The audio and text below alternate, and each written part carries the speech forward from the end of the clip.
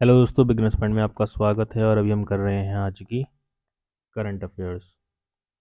ये पहली न्यूज़ है कहाँ से। एपेडा APEDA फैसिलिटेट एक first export of fortified rice kernel from Chhattisgarh to Costa rice Rica. The agricultural and processed food products export development authority APEDA under the Ministry of Commerce and Industry, Government of India has facilitated the first export consignment of 12 metric tons of fortified rice kernel (FRK) from Chhattisgarh to Costa Rica. This initiative aligns with the visionary program of the Honorable Prime Minister Shri Narendra Modi, Kuposhan Mukt Bharat, Multinutrition Free India, being implemented under the Poshan Abhiyan, through which the Food Corporation of India (FCI) is distributing fortified rice across the country. The export of fortified rice kernel marks a significant step in integrating India's domestic nutrition mission with global outreach. The state of Chhattisgarh has made continuous efforts to promote the export of rice and fortified rice products, enabling the state's farmers, millers, and exporters to gain recognition in international markets. Amul Brands Marketer Gujarat Milk Federation ranks number 1 cooperative in the world based on GDP per capita performance. Gujarat Cooperative Milk Marketing Federation Limited, which markets dairy products under Amul brand, has been ranked as the number one cooperative in the world based on GDP per capita performance. The ranking has been done by International Cooperative Alliance (ICA) World Cooperative Monitor 2025. The list was announced at the ICA CM 50 conference in Dhaka, in Doha, Qatar. The recognition underscores Amul's contribution to empowering millions of dairy farmers through its cooperative model, fostering inclusive growth, social equity, and sustainable rural development across India, GCMMF said in a statement. The International Cooperative Alliance (ICA), headquartered in Brussels, represents cooperatives worldwide and promotes their sustainable business model. Each year, the World Cooperative Monitor, developed in partnership with EURICSE European Research Institute on Cooperative and Social Enterprises, analyzes the economic and social impact of world's largest cooperatives across sectors. 17th India-Israel Joint Working Group meeting on defense cooperation held in Tel Aviv. The 17th meeting of Joint Working Group (JWG) on defense cooperation, co-chaired by Defense Secretary Shri Rajesh Kumar Singh and Director General of Israel Ministry of Defense Major General Amir Baram, took place in Tel Aviv on November 4, 2025. An MoU on defense cooperation was signed during the meeting to provide unified vision and policy direction to deepen the already strong defense cooperation between the two countries. A wide range of areas for cooperation have been identified in the MoU that will benefit both countries. Important fields include strategic dialogues of mutual interest, training, defense industrial cooperation and capabilities, including science and technology, research and development, and technological innovation, artificial intelligence, and cybersecurity cooperation. The MoU will enable the sharing of advanced technology and would promote co-development and co-production. NBA release 300 crore to red senders farmers in Andhra Pradesh under Assess and Benefit Sharing Framework. A notable series of ABS release initiatives aimed at promoting the sustainable use of India's biological resources. The National Biodiversity Authority has disbursed National Biodiversity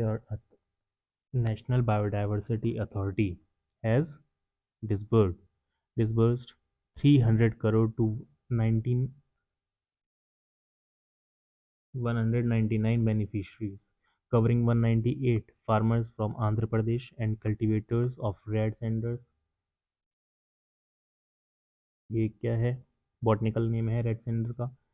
Pterocarpus centenarius, along with one academic institution, University of Andhra. The disbursement, facilitated through the Andhra Pradesh State Biodiversity Board, is part of the Assess and Benefit Sharing mechanism under the Biological Diversity Act. This initiative builds on a series of benefit sharing measures undertaken by the NBA to promote inclusive biodiversity conservation.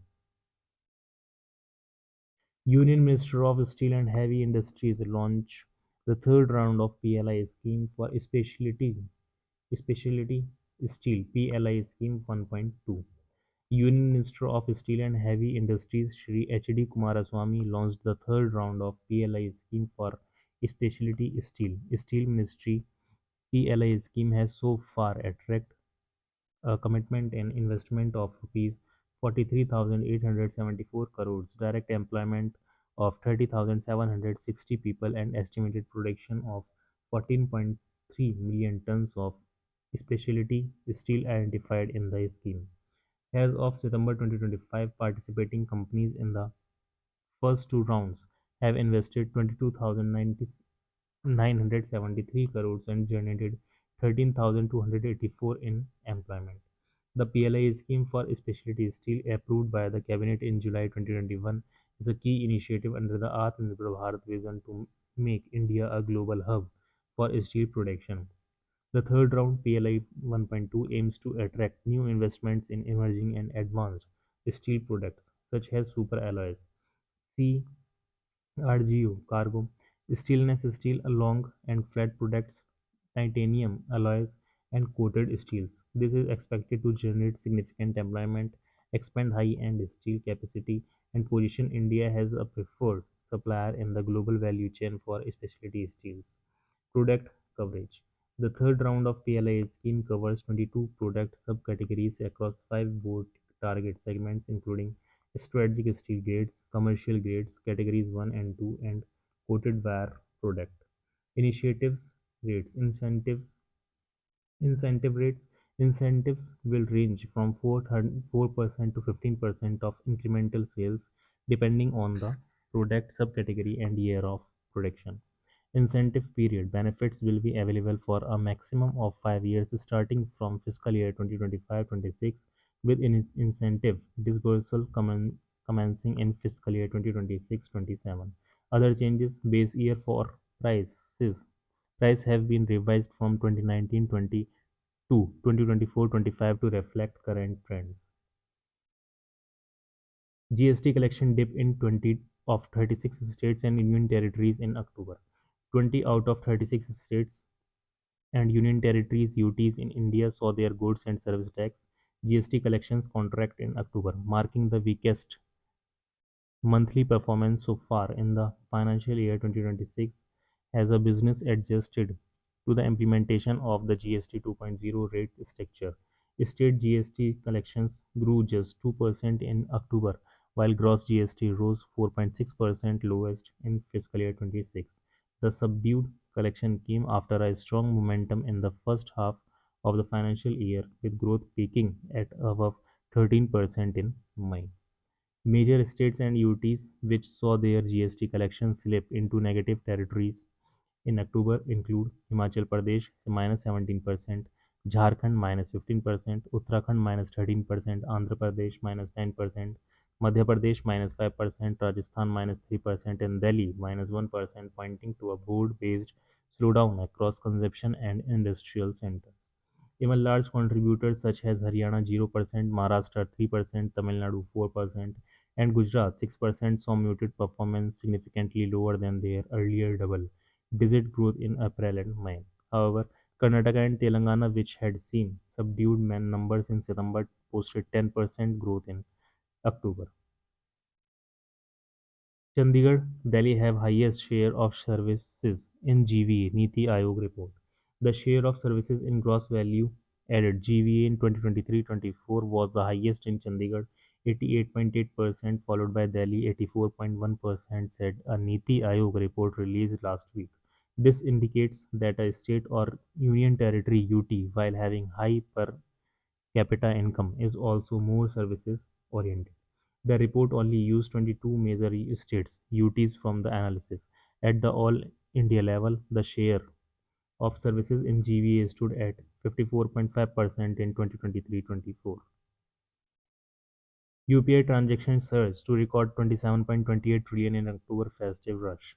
The transaction through the popular unified payment interface UPI touched a record high of 27.28 lakh crore and 20.7 billion in value and volume terms respectively in October.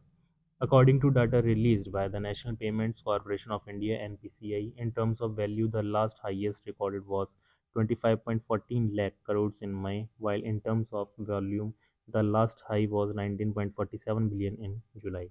NPCI said the value of transactions was at rupees 27.28 lakh crore in October against 23.49 lakh crore in the same month a year ago, registering a 16% growth on an annual basis.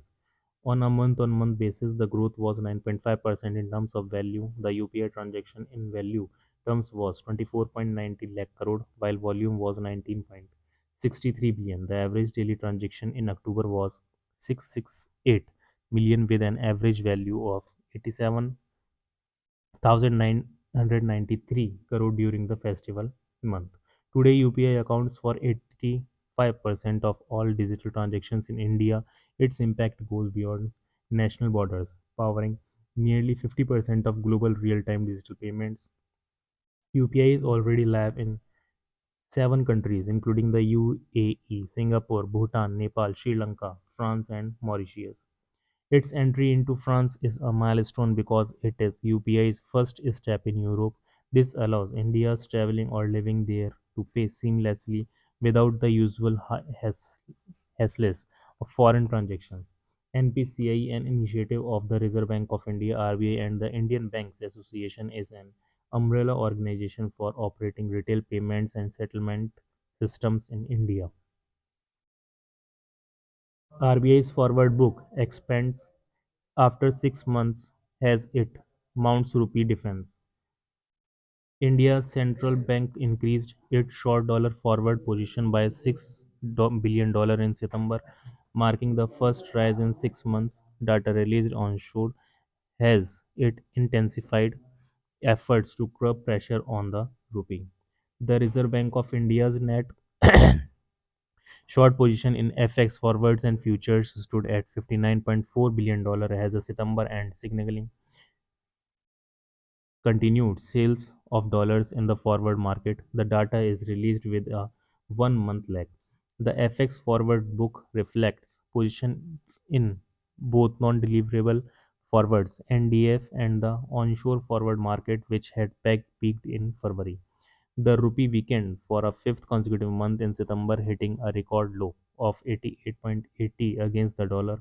The decline was attributed to dollar outflows linked to gold imports by jewelry firms, foreign portfolio withdrawals, and concern over steep US tariffs on Indian goods. While the central bank actively defended the 88.80 level early in the month, efforts to push it towards 87.60 proved short-lived. By Friday, the rupee had declined to 88.7650 within touching distance of its record low.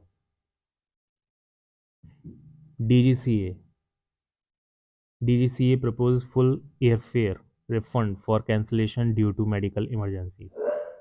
The Directorate General of Civil Aviation (DGCA) has proposed revised airfare refund norms requiring airlines to issue a full refund or credit note if a passenger cancels a flight due to a medical emergency, among several other changes. The proposals are part of the draft regulations on refund of airline tickets to passengers of public transport undertakings, for which the regulator has initiated stakeholder comments until November 30, 2025.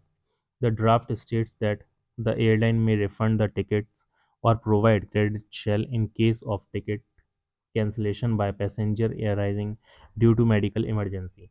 It also proposes that in case of purchase of ticket through travel agent portal on us of refund shall lie with the airline has agents are their appointed representatives. The airline must ensure that the refund process is completed within 21 working days, it adds. DCB Bank partners with Credelio to launch Novio. Credelio has partnered with DCB Bank Limited to launch Novio, a new UPI-powered secured credit card aimed at expanding credit access in India. This collaboration targets the country's large segment of approximately 300 million individuals from middle to upper middle class income groups, upper middle income groups, and new to credit populations who currently face constant under traditional credit underwriting methods. With only around 40 million unique credit card holders in India, Novio seeks to democratize credit by offering a secured credit card backed by a fixed deposit. Users can easily apply through the Novio app and complete fixed deposit booking via UPI without needing to open a saving account. The card features an instant issuance process with auto linking to UPI, enabling immediate transactions while earning interest on the fixed deposit. This partnership is poised to redefine credit access in India, combining fintech innovation with banking strength to empower millions of new credit users across urban and rural India. Ashirwad Microfinance appoints Gerd Pasanga as co-CEO to lead expansion and innovation. Ashirwad Microfinance Limited, a subsidiary of Manappuram Finance Limited, has announced the appointment of Gerard David Manoj Pasanga as its co-chief executive officer based in Valapad, Kerala. Pasanga will lead the company's expansion strategy, drive operational excellence, and foster innovation in Ashirwad's product and service delivery. Recognized for 3 decades of leadership in financial services, Pasanga's professional journey spans roles including president and deputy CEO at IIFL Samsata, executive vice president at ING Life India, and chief operating officer at Bharat Financial Inclusion Limited, where he played a pivotal role in digital transformation and scaling inclusive finance initiatives. World Tsunami Awareness Day, 5 November. In December 2015, the UN General Assembly designated 5 November as World Tsunami Awareness Day, calling on countries, international bodies, and civil society to raise tsunami awareness and share innovative approaches to risk reduction. World Tsunami Awareness Day 2025 shines a spotlight on building resilient communities through the Tsunami Ready program, a global effort to turn awareness into action. This year's Cham- campaign champions proactive preparedness, uniting governments, scientists, local leaders, and the public to reduce tsunami risk together. Aligned with the themes of the International Day for Disaster Risk Reduction and the Fourth International Conference on Financing for Development, Financing Our Future, the campaign calls for smart investments in resilience and shared responsibility for safer shores. और इसके साथ current affairs हो जाती है समाप्त.